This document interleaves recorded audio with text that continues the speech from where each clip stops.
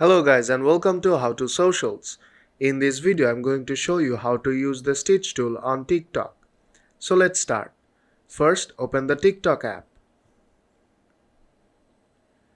When the app opens you have to look for a video to stitch with.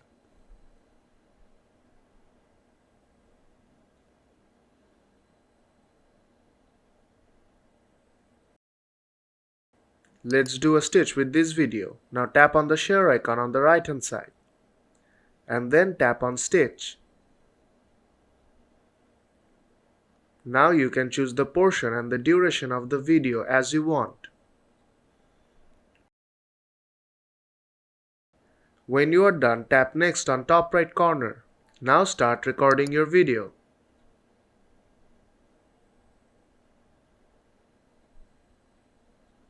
When you are done, tap on the tick icon on bottom right corner. And then tap Next on bottom right corner. Now tap on Post.